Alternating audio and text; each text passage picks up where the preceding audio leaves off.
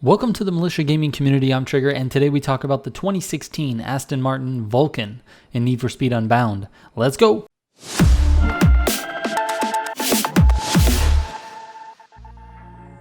A real quick shout out to Redbane for this amazing rap once again. If you want to follow him as a rap artist, he's on PC at Redbane30. Make sure you find his Vulcan rap and definitely give him a follow. Alright, if you guys want to see any of my builds, you can go to the website militiagamingco.com, go to builds, and then click the game that you're looking for. I have both Need for Speed Heat and Need for Speed Unbound there on the website. The Unbound spreadsheet is admittedly a little soft right now just because I haven't had enough time to test enough cars, but every time I do a build, I throw it up there, so you can see all the latest builds there. Alright, testing cars in Need for Speed Unbound is usually a pain in the butt, but luckily this car only has one engine, so I was really just testing the times and dialing in the rest of the build. It was a nice break from the constant grinding I had to do with the previous two cars. That being said, there's only 2 tiers that this car can even be built into, and that begs the question, is it even worth it to buy this car for 1.4 million in online play? Hopefully by the end of this video you'll be better informed and be able to make that decision, because I would hate for you to waste 1.4 million on a car that you aren't going to use. With the current economy in online multiplayer, it would take you around 14 hours to earn enough cash for this car and its upgrades. So we definitely don't want you wasting that much time. One last thing before I show you the 2 builds, I know you can go to my build spreadsheet just like I mentioned whenever you'd like and check on my builds, but I really appreciate you coming to watch the videos because that's how this channel stays alive. After the builds, I'll talk briefly about the car's handling profile and general feeling. Alright, so starting with the S tier build, and this build actually I got a little help from the Jaeger Hunters Pro Team. This build is very good. You actually need to just reduce the quality of the parts that come stock on this car in order to fit it into S tier. Its PI rating is way too good to be in there naturally, so you kind of just have to trick the system. Here's my build for the S tier.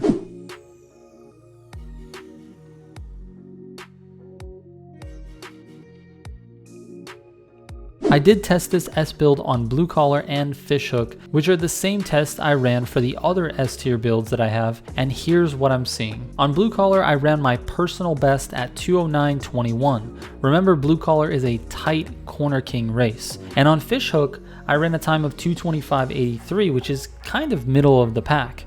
I don't have a ton of tests for these cars yet, so that could change as I test more cars, but Fishhook is more of a longer, straighter, top speedy type course, whereas Blue Collar is the tight Corner King. But let's move on to the S Plus build. This build is basically the elite grip version of each part category, but let me throw up this build card for a couple of seconds before I talk about how the car feels to drive and its handling.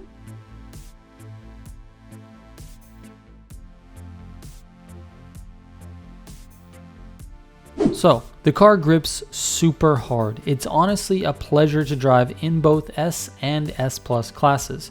It's quick off the line as well, but it does have one flaw that I can't help but mention. Its top speed. And I'm not talking about the number on the stats. I'm talking about its ability to get to top speed quick enough. In gears 1 through 4, it accelerates very well. It can compete and beat most cars in its class, but it gets gapped by cars with good top end acceleration. My big city lifetime, although it definitely can be improved, is 235.23. I'm obviously not the best driver, but I did 10 runs on that race and 6 of them were within 1 second of each other, and the other 4 runs were within 2 seconds. So at the very least, I'm being consistent. The problem is, I don't think that it's very fast. Because I don't have a ton of test data to look at with a wide variety of cars, I'm really just guessing at this point. So I'm actually really curious where this car will rank in the S Plus tier when I've tested some 50 or 60 cars. As far as the handling goes though, it tends to understeer at higher speeds, which can be fixed with burst turns and really doesn't affect you too much. And it's actually phenomenal with slower, tighter turns. Really good grip, really good control, almost no slippage, and it accelerates hard in 3rd and 4th gears coming out of turns. I really like the way it drives, but I'm not real sure it deserves an S Plus build, even though it comes stock in the S Plus category. The S build feels stronger in S than the S Plus build feels in S Plus. All of that being said though, I'm actually going to recommend you add this to your garage. I know it's 1.4 million, but after testing it, I definitely think it's worth having as an option, specifically in the S class. I think you can give those OP GTI builds a run for their money, especially in those tighter Corner King races in S for sure. All right, nice short video for you guys. I hope this was helpful for you, and I hope that you can take this advice and either buy this or just don't buy it based on what you're hearing. Thank you so much for watching. Shout out to all the Heat 5 members of the channel. I will catch you on the next one. Trigger out.